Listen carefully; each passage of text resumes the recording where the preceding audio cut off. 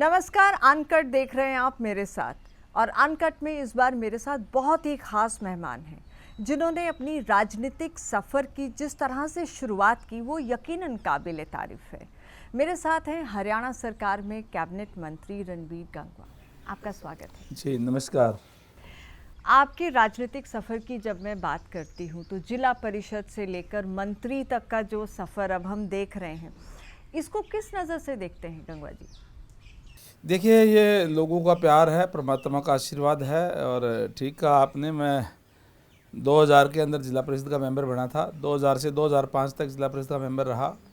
2005 से मैंने दूसरी बार चुनाव लड़ा और 5 से 10 तक फिर मैं वाइस चेयरमैन रहा जिला परिषद का, हिसार का। और 10 में मैं राज्यसभा का मेंबर बना। 10 से 16 तक टर्म थी, लेकिन 14 में चुनाव आ गया। फिर मैंने इस्तीफ़ा दे करके और एमएलए का चुनाव लड़ा और मैं जीता नड़वा कंस्टिट्यूंसी में से, जिसमें मेरे सामने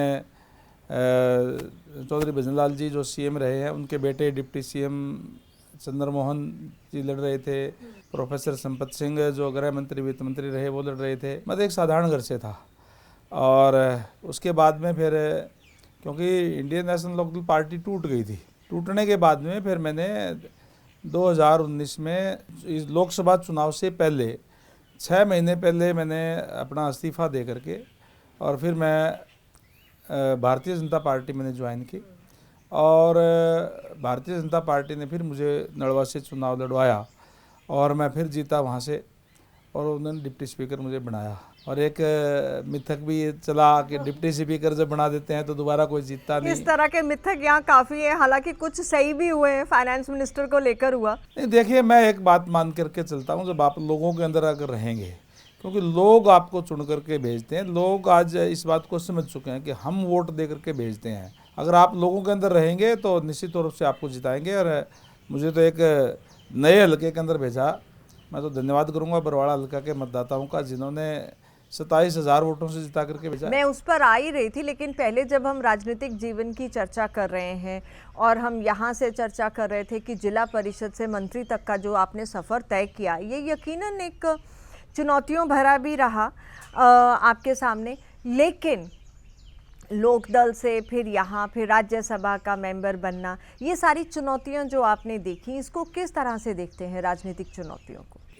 देखिए, मैंने कभी भी, मैं आपको एक बात ज़रूर बताऊंगा कि मैंने कभी भी इस बात का प्रयास नहीं किया कि मुझे टिकट दी जाए। मैंने कभी कोई चक्कर नहीं काटे, अपना काम किया।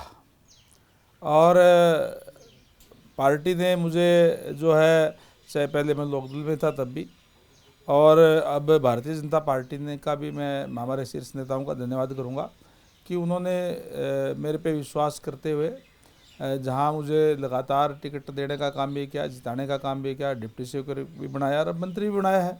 और ये नेताओं का आशीर्वाद है, परमपिता परमात्मा की कृपा है।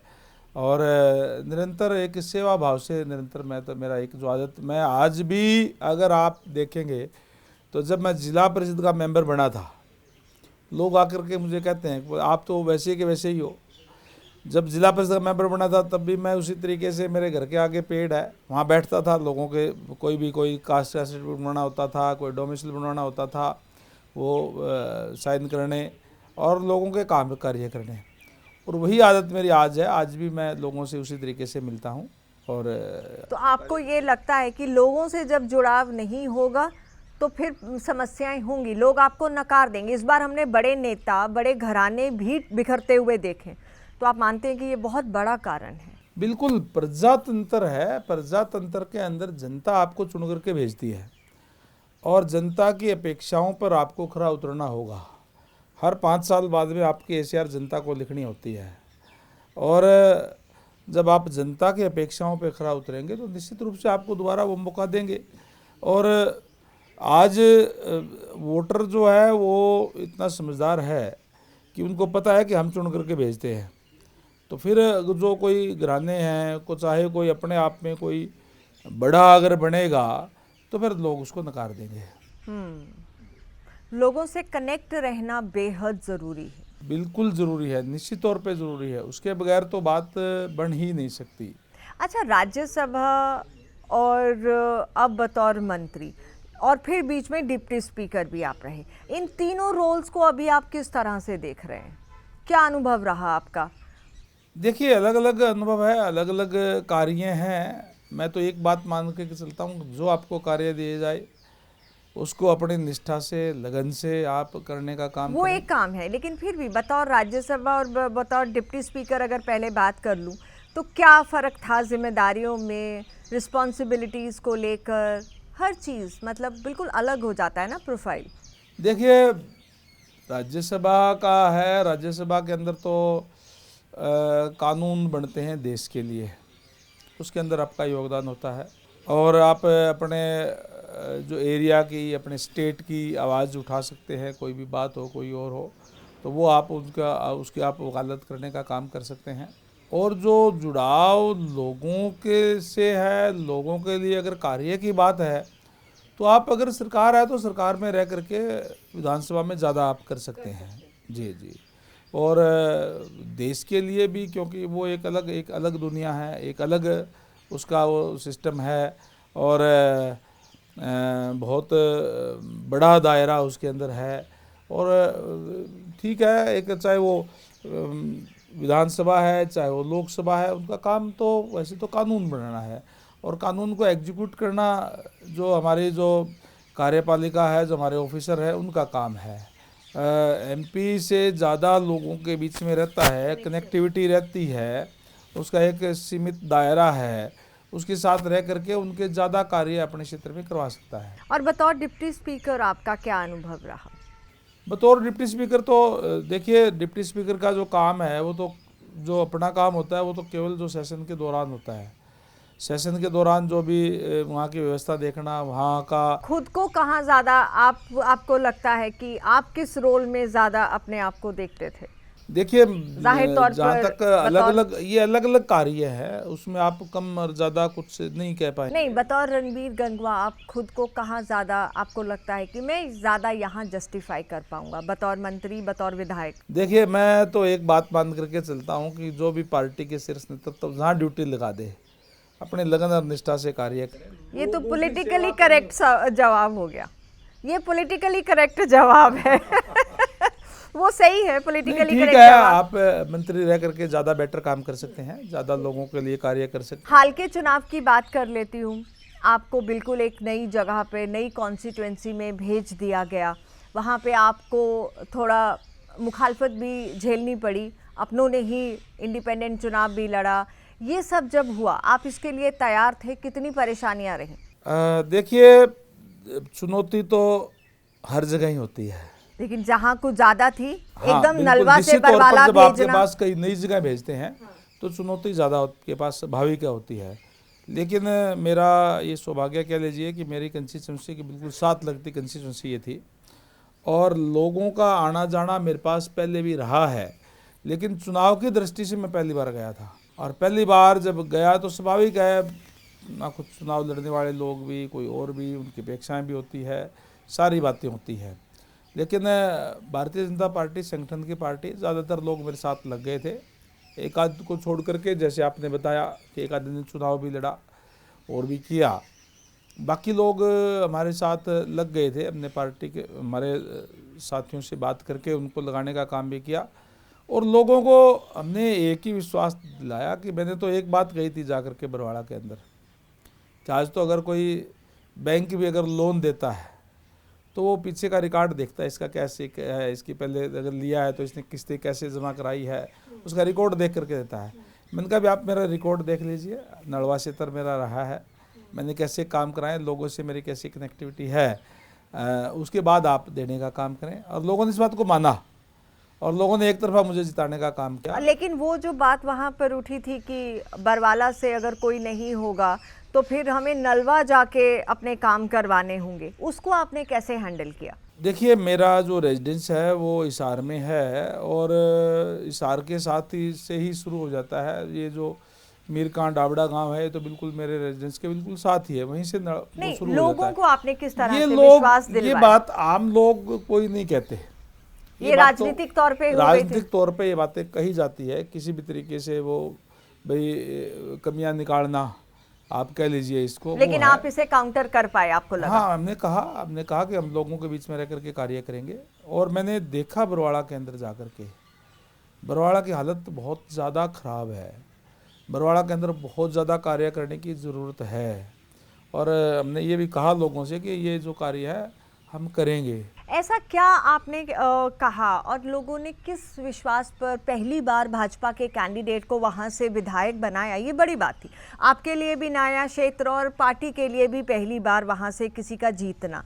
तो किस बार आपकी स्ट्रेंथ क्या रही बरवाला में जीत की? देखिए, दो चीज़ें हैं। एक तो लोगों ने जो देखा, आप भी शायद इशार गए होंगे, मेरा रेजिडेंस कैमरी रोड पे है, और कैमरी रोड पे जिस तरीके से मेरे बढ़ने से पहले जो हालत थी, एक शहर से अलग ही पार्ट दिखता था। आज अगर आप वहाँ जाएंगे तो आपको लगेगा कि शहर का जो कोई भी हिस्सा है, जो सुंदर हिस्सा है, उसमें से एक वो भी है। चाहे वो 4 लेन की बात है, चाहे लाइटों की बात है, चाहे ओवरब्रिज की बात है, कहीं भी जो सीवर है उसकी कोई दिक्कत नहीं है। मैंने लोगों ने ये भी देखा वहाँ जा कर के कि जो भी बना विधायक बना वहाँ, और मेरी सीनियरिटी को देखते हुए कि ये आया है तो कम से कम ये इसको हम जिताएंगे, तो खाली विधायक तो नहीं रहेगा, पार्टी इसको कोई जिम्मेवारी देगी, ताकत देगी। तो निश्चित रूप से वो बरवाड़ा हल्के के, जहाँ आज मैं प्रदेश का मंत्री हूँ, पूरे हरियाणा का हूँ, लेकिन स्वाभाविक है कि बरवाड़ा के लोगों ने मुझे चुन करके भेजा है। तो वहाँ उनकी की समस्याओं का जिम्मेदारी, हर एक गली मोहल्ले का मुझे पता है। हाँ। और उनको हम दूर करेंगे। मैंने जो देखा बरवाड़ा के अंदर, बरवाड़ा शहर के हालत, मैं ये कह सकता हूँ कि गांव से भी ज़्यादा हालत ख़राब है बरवाड़ा शहर के अंदर जो है। चाहे सीवरेज की बात है, चाहे जल भराव की बात है, लेकिन चाहे फिर पिछले 5 साल भी भाजपा की ही सरकार रही है गंगा जी। बिल्कुल, फिर आपने ठीक कहा। आप अपनी ही सरकार को हम अपने कटघरे में खड़ा कर रहे हैं। मैं कह रहा हूँ आपको, जी। देखिए, हम नुमाइंदा चुनते हैं और उस नुमाइंदे की जिम्मेदारी होती है अपने एरिया की आवाज़ उठाने का काम करें। भारतीय जनता पार्टी ने बिना भेदभाव के कार्य किए। जल जीवन मिशन है, उसके लिए पैसे दिया, हर गांव के अंदर पाइपें बिछाने का काम किया। अब किस मोहल्ले में क्या दिक्कत है, ये वहाँ का चुनाव है, नुमाइंदा तो बात करेगा।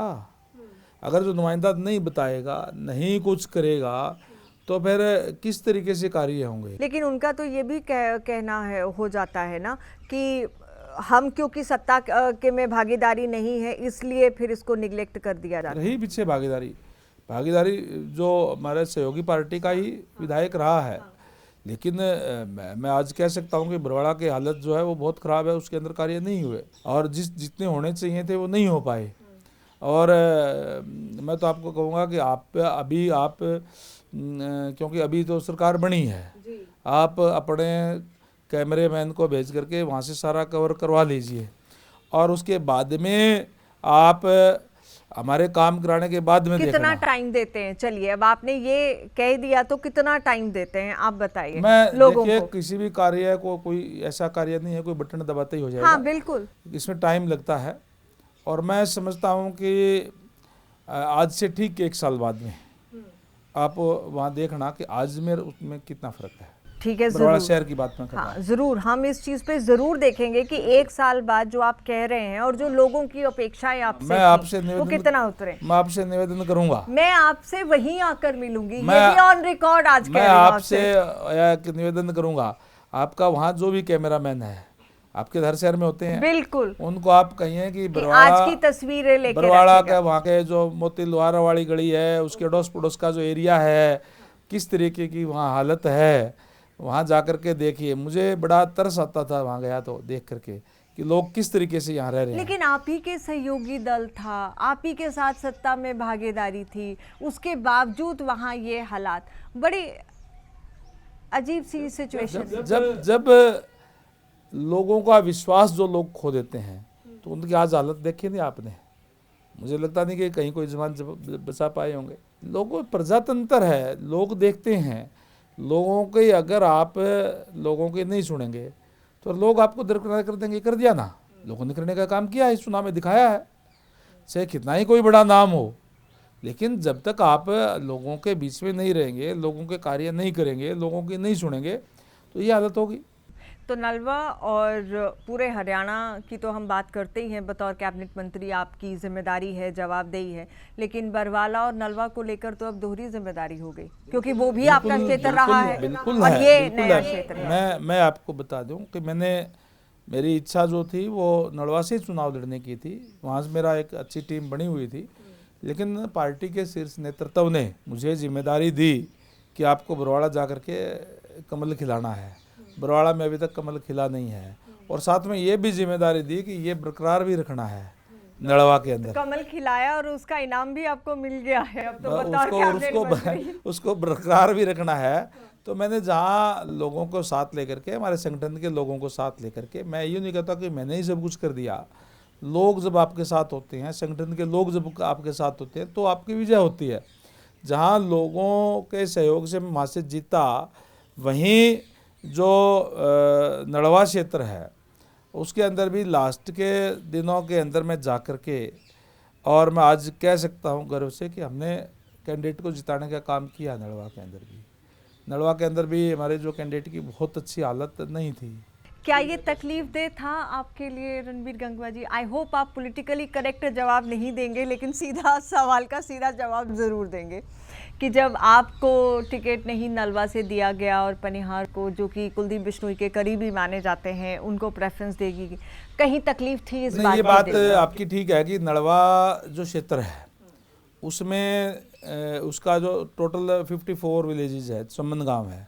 चम्मन गांवों में से 33 गांव वो है जो पुराने आदमपुर हल्के से आए थे इसके अंदर, और 19 गांव बुआनीखेड़ा के है, पुराने बुआनीखेड़ा के।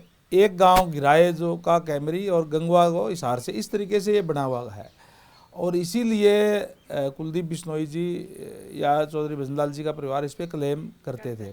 लेकिन ये भी सच्चाई थी कि नलवा बनने के बाद वो वहाँ से नहीं जीते।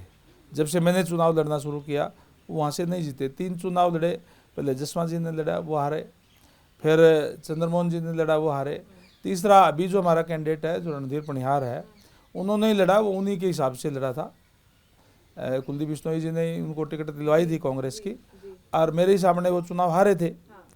और स्वाभाविक है, जब आप एक जगह से चुनाव लड़ते हैं तो आप लोगों से लगाव होता है आपका, और नलवा से आज भी मेरा लगाव है लोगों से। तो यानी तकलीफ थी इस बात नहीं, की? तकलीफ है मुझे नहीं, लोगों को भी थी इस बात की कि हम आपको जिता रहे हैं हर बार, और आप छोड़ के जा रहे हैं, आप क्यों छोड़ के जा रहे हैं? तो मैंने फिर लोगों से कहा कि पार्टी के जो आदेश होते हैं वो सर्वोपरि होते हैं, हमें सरकार बनानी है। और मैंने जब जहाँ मेरा, लेकिन वही कुलदीप बिश्नोई अपना गढ़ नहीं बचा पाए, उनका बेटा हार गया। बड़े बड़े गढ़ इस बार टूटे हैं, जिस तरह से हमने पहले जिक्र किया। लोगों से कनेक्ट और जुड़ा बहुत बहुत इम्पोर्टेंट है, वही बेस है किसी भी नेता का। बिल्कुल ठीक आपने कहा कि लोगों से जुड़ाव बहुत ज़रूरी है, और हमें इस बात का दुख भी है। हमारा युवा नेता भव्य बिश्नोई जो है वो चुनाव हारे हैं, लेकिन प्रजातंत्र है, प्रजातंत्र में तो लोगों का जो मैंडेट है, जो लोगों का जो फैसला है वो सिर माथे है, कोई दिक्कत नहीं है, जो भी उनका है आगे, और हमें अब आगे प्रयास करने चाहिए। अच्छा, बतौर मंत्री अब, क्योंकि आपके पास इम्पोर्टेंट महकमे हैं, रेवेन्यू है, पीडब्ल्यूडी है आपके पास, तो क्या प्लान लेकर, क्या विजन लेकर आप चल रहे हैं? देखिए, सबसे पहले मेरा प्रयास ये रहेगा कि जो हमारे जो महकमे हैं इनकी छवि निखर के आए, लोगों को विश्वास हो कि यहाँ ट्रांसपेरेंसी से कार्य होंगे, और मेरा ये प्रयास रहेगा। क्या छवि कहीं ना कहीं धूमिल रही है?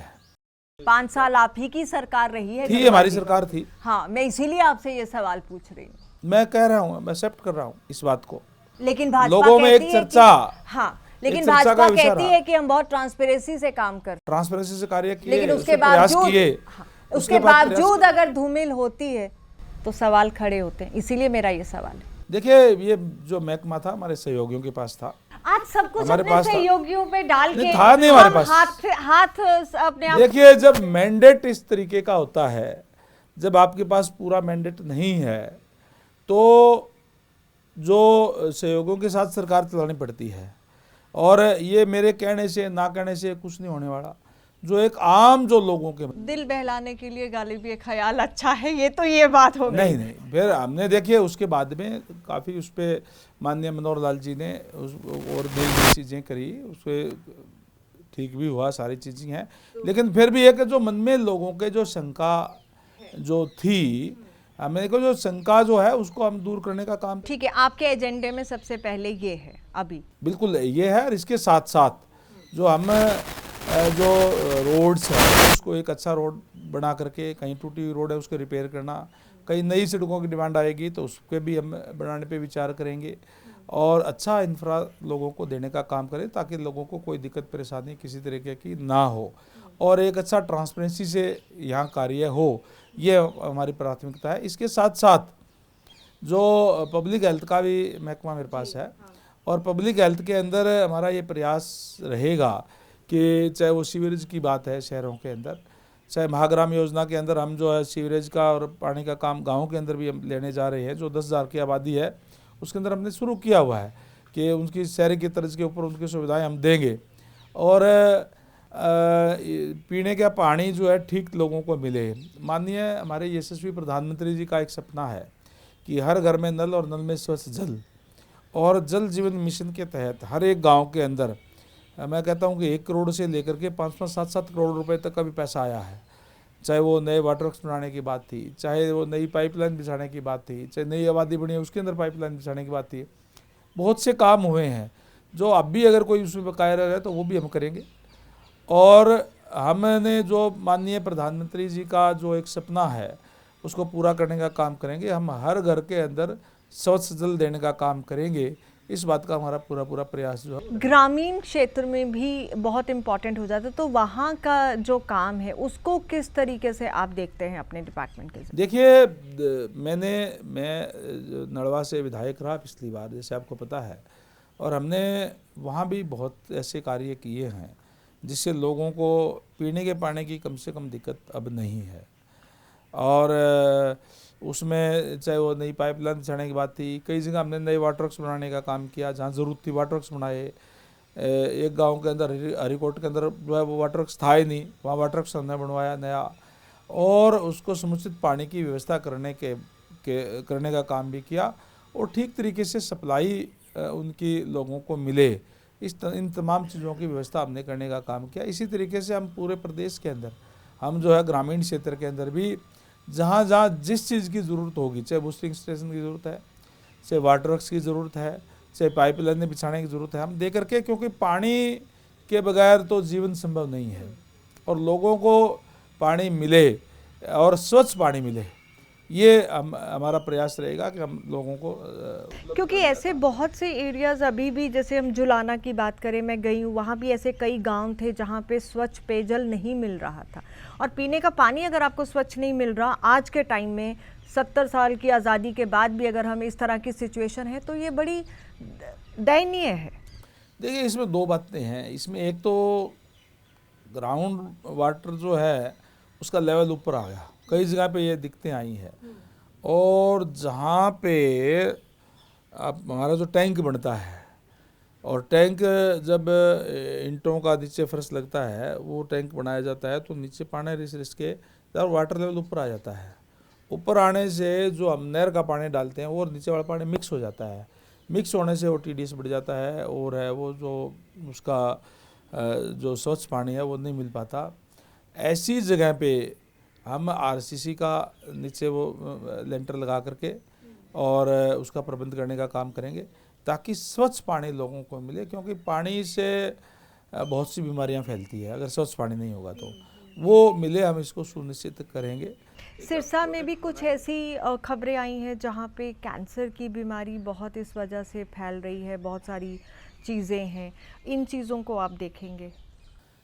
देखिए बिल्कुल आपने ठीक कहा कि जहाँ पानी की दिक्कत होती है, एक कारण ये भी हो सकता है, एक कारण हेल्थ इश्यूज तो ओवरऑल बहुत हो जाते हैं। इश्यूज है, एक कारण कैंसर का भी हो सकता है कि जो क्योंकि ये तो वैसे तो डॉक्टर साहिबान बता सकते हैं क्या है, लेकिन हेल्थ इश्यूज रहते हैं इसमें, क्योंकि तो आपके महकमे की तरफ से ये प्रायोरिटी होगी कि जहाँ कुछ ऐसा है उसको पहले निश्चित कंसिडर रूप किया से जाए। निश्चित रूप से हमने अधिकारियों को निर्देश दे दिए हैं। अच्छा, अब मैं अधिकारियों मीटिंग बुलाऊंगा और पूरे पूरे जो हमारे जो स्टेट के जो अफसर है उनकी भी मीटिंग बुला करके हम 100 डेज का कोई एजेंडा तय कर रहे हैं आप? 100 दिन का कोई एजेंडा लेकर चल बिल्कुल रहे हैं? हमारा एजेंडा यही है कि हम आने वाले 100 दिन के अंदर जो टूटी हुई सड़कें हैं उनको रिपेयर करने का काम करें, और जो जहाँ जहाँ हमने कोई जो इस तरीके की दिक्कत परेशानी है उनको चिन्हित करके उनके ऊपर कार्य हम जो शुरू करने का काम करें, क्योंकि कई बार जो ये कार्य जो है लंबे कार्य होते हैं, एकदम से नहीं हो पाते। लेकिन जैसे आपने 100 दिन की बात कही, तो उस टाइम तक हमें हर जगह का पता होना चाहिए भी कहाँ कहाँ क्या क्या दिक्कत परेशानियाँ हैं, और उसके हम ऊपर हमारा कार्य जो शुरू हो जाएगा। ओके, अफसरशाही को लेकर कई तरह के सवाल पुरानी टेन्योर में भी रहे हैं कि अफसरशाही हावी रही है। आपकी नज़र में आप इसे किस तरह से हैंडल करेंगे? देखिए, चाहे चुने हुए प्रतिनिधि है, चाहे ऑफिसर हैं, चाहे कर्मचारी है, सारों का एक ही टारगेट होना चाहिए कि जनता की सेवा के लिए हम हैं, और जनता की सेवा के अंदर जो कोताही बरतेगा, चाहे अधिकारी हो चाहे कर्मचारी हो, उसके खिलाफ सख्त एक्शन लिया जाएगा। हमने निर्देश दे दिए हैं कि हम किसी भी कीमत पर, हमारी सरकार जीरो टॉलरेंस की सरकार है, हमारी सरकार लोगों के लिए है। लोगों ने तीसरी बार भारतीय जनता पार्टी को इतने बड़े मैंडेट के साथ जिताने का काम किया, एक रिकॉर्ड बनाने का काम किया है। जब पहले भारतीय जनता पार्टी की सरकार पहली बार बनी थी 14 में, उससे भी ज़्यादा सीटें इस बार दी है। तो जो विश्वास लोगों ने किया, उस विश्वास को हम कायम रखेंगे, और उसके लिए हमसे कितने ही कड़े फैसले लेने पड़े हम लेंगे। हम किसी भी तरीके की कोताही बर्दाश्त नहीं करेंगे, और उस पर उनके जो भी कोताही करेगा उसके खिलाफ सख्त एक्शन लेंगे। हालांकि रणबीर गंगवा बहुत ही बैलेंस्ड बात करते हैं, बहुत नॉन कंट्रोवर्शियल रहते हैं, आप बयान भी बहुत सोच समझ के देते हैं। मैं जितना सर्च आपके बारे में कर रही थी तो कुछ ऐसी कंट्रोवर्सी मुझे मिली नहीं। ये बैलेंस्ड आप कैसे रखते हैं रणबीर जी? देखिए, कंट्रोवर्सी राजनीति में और कंट्रोवर्सी से दूर रहना, बैलेंस्ड क्लीन छवि लेकर चलना, ये अपने आप में एक बड़ी चुनौती भी है। और देखिए, आप अगर ईमानदारी से काम करते हैं तो आपके ऊपर अगर कोई बिना मतलब की कोई आपके ऊपर अगर झूठी भी कोई अगर कोई आप और आरोप लगाएंगे तो भी लोग उसको नकार देंगे, कहते इसमें तो गलत आरोप लगाए हैं। मैं तो आज तक ये कह सकता हूँ, आज तक के जीवन के अंदर है, वो कहते हैं ना, काजल की कोठड़ी में रह करके अभी दामन साफ रखा है, और परमात्मा ताकत दे हम आगे भी ऐसे ही रहें, यही सोच के साथ हम आगे बढ़ रहे हैं। मैं तो ज़िला परिषद से लेकर के, जैसे आपने बताया, MP भी रह लिया, MLA रह लिया, सरकार में भी रह लिया 5 साल तक। हमारे ऊपर हमारे विरोधी भी कोई उंगली अब तक किसी ने नहीं उठाई, और हमारा प्रयास ये रहेगा कि आगे भी हम ईमानदारी से कार्य करें। तो एक वर्ड में जानना चाहूँ कि आपकी ताकत क्या है, स्ट्रेंथ क्या है? हमारी ताकत ईमानदारी, मेहनत और लोगों का प्यार, लोगों का विश्वास। और रणबीर गंगवा को क्या चीज़ है जो हमेशा एनर्जाइज्ड रखती है, पॉजिटिव रखती है? एक ही चीज़ है, हमें जब हम गरीब लोगों के कार्य करते हैं, जिनकी पहुंच कहीं नहीं होती है, हमारे पास आते हैं, उनके कार्य होते हैं, तो बहुत एनर्जी मिलती है। किसी चीज़ का दुख है, कोई रिग्रेट है अभी तक? नहीं, मुझे कोई किसी तरह का दुख नहीं। गोल क्या है अभी अगले 5 साल लेकर चल रहे? जनता की सेवा करना, प्रदेश किस तरीके से आगे बढ़े, माननीय नायब सैनी जी के नेतृत्व के अंदर जो विश्वास, लेकिन अपने लिए एक गोल सेट किया होगा कि मुझे ये करना है, तो शायद मुझे इतने सालों की अपनी राजनीतिक सफर की संतुष्टि मिलेगी। देखिए, मैंने कहा ना, जैसे मुझे जो विषय दिया गया है उस विषय पे ईमानदारी से, मेहनत से कार्य करके, डिपार्टमेंट की भी छवि सुधारते हुए और लोगों के ज़्यादा से ज़्यादा कार्य करके और इस प्रदेश को आगे बढ़ाने में अपना अहम योगदान दे सके। मेरे लिए इंडिविजुअल तौर पे मेरे लिए कुछ नहीं, मैं तो ये कहता हूँ कि जितना मुझे मिला इतना कितने लोगों को मिलता है। लोग जो है बहुत टाइम लगा देते हैं, जीवन बीत जाता है, गांव के सरपंच नहीं मिल पाते। लोगों का शुक्रगुजार करूंगा मैं, तो मुझे बहुत कुछ दिया है। गुस्सा किस बात पर आता है? मैं गुस्सा करता ही नहीं। फिर भी किसी बात पे अगर गुस्सा आता है तो किस बात पे सबसे ज़्यादा गुस्सा आता है? किसी के साथ अगर जाती होती है, खासकर कमज़ोर वर्ग के साथ। कभी कोई ऐसा इंसिडेंट याद है जब दिल बहुत भावुक हो गया हो, भले ही वो नलवा से टिकट कटने वाली बात हो या लोगों का प्यार देख के हो गया हो, कोई ऐसा इंसिडेंट जहां दिल बहुत भावुक हुआ हो लोगों के काम करते हुए?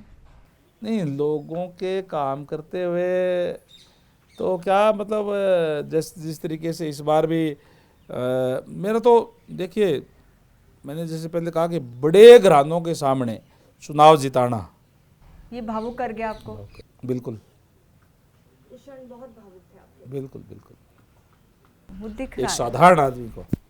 और जिस दिन मंत्री पद की शपथ ली वो? ये तो मेरे लिए कोई गौरव की बात है, लेकिन एक रूटीन की बात है, जो पार्टी की जिम्मेवारी है। ये तो मैं समझता हूँ कि ये मेरे लिए जिम्मेवारी है, मेरे लिए चुनौती है, उसको हमने पूरा करना है। विपक्ष को कहीं देख रहे हैं? बस आखिरी में चलते चलते आपसे, अगर विपक्ष, आज कांग्रेस पार्टी विपक्ष में है, और कांग्रेस पार्टी नहीं, मैं ये कहूँगा कि वो अलग अलग गुटों में बटी हुई है, और कांग्रेस पार्टी की हालत और ज़्यादा खराब होगी आने वाले टाइम के अंदर। लोगों का विश्वास खो चुकी है। अच्छा, जिस तरह का बाइपोलर चुनाव ही था ये, कांग्रेस और भाजपा के बीच ही था, ये पहली बार हुआ है जहां भाजपा की तीसरी बार, किसी पार्टी की तीसरी बार सरकार बनी। पहली बार ही हुआ कि इतने कम इंडिपेंडेंट्स आए, इनेलो कहीं दिखाई नहीं दी, और जेजेपी का तो कहीं है ही नहीं। आगे क्या देख रहे हैं आप हरियाणा की राजनीति को, क्योंकि आपने बहुत ग्राउंड लेवल से शुरू की, आप INLD के साथ भी रहे, अब भाजपा में, तो आप बेहतर समझेंगे इन समीकरण को, क्या भांपते हैं आप? आज तो केवल और केवल भारतीय जनता पार्टी है। आने वाले 5 साल बाद आप कहाँ देखते हैं कि विपक्ष कहीं दिखेगा या नहीं है, या बाइपोलर कंटेस्ट, या रीजनल पार्टीज का कहीं कुछ? मैं नहीं समझता कि कांग्रेस पार्टी आने वाले 5 साल में भी या 10 साल के अंदर भी जो है भारतीय जनता पार्टी का मुकाबला कर पाएगी। जिस तरीके से, जिस ट्रांसपेरेंसी से भारतीय जनता पार्टी कार्य कर रही है, मैं आपको बता दूं, अभी रिजल्ट आया है, और मैं बरवाड़ा गया, यहीं से गया था मंत्री बनने के बाद पहली बार। एक रेडी वाला था, सब्जी की रेडी लगा रखी, उसको एक मूंग के लड्डू लेके आया। मैंने कहा यार, तू 500 रुपये सारा दिन में कमाता होगा, तुमने इस पर क्यों लगा दिए, लड्डू तो मैं खिलाता आपको। यूँ कहता जी मेरा लड़का पंचायत सेक्रेटरी लगाया। मैंने कहा क्या नाम तेरा? राजवीर नाम है। राजवीर नाम का व्यक्ति है, बरवाड़ा के अंदर रेडी लगाता है सब्जी की, अभी अभी उसका बच्चा लगा है। तो जिस तरीके से कार्य करते हैं तो लोग साथ हैं। चलिए, लास्ट में 1 लाइन में अगले 5 साल अपने लिए कोई रोड मैप तैयार किया है, या खुद को आने वाले वक्त में राजनीति में कहाँ देखते हैं अब? मैं इस बात की कभी भी चिंता नहीं करता कि मेरा रोल क्या रहेगा। मुझे तो जो जिम्मेदारी दी गई है उसको अच्छी तरीके से निभाना, हरियाणा के आगे बढ़ने में मेरा क्या योगदान हो सकता है वो करना, और पार्टी के आदेश को मानते हुए आगे बढ़ना। मेरे इंडिविजुअल तौर पे मैंने कहा कि मेरी कोई अपनी कोई इच्छा नहीं है। मैं तो कह दिया मैंने कि मुझे जितना मिला है इतना कितने लोगों को मिलता। मैंने जो अपेक्षा नहीं की उससे भी ज़्यादा मुझे मिला है। चलिए, बेहद शुक्रिया हमारे साथ इस कार्यक्रम में बात करने के लिए। तो रणबीर गंगवा, कैबिनेट मंत्री हरियाणा सरकार ने दिल खोलकर, बड़ी साफ गोई से अपनी दिल की बातें हमारे साथ अनकट में रखी। लेते हैं आपसे इजाज़त, नमस्कार।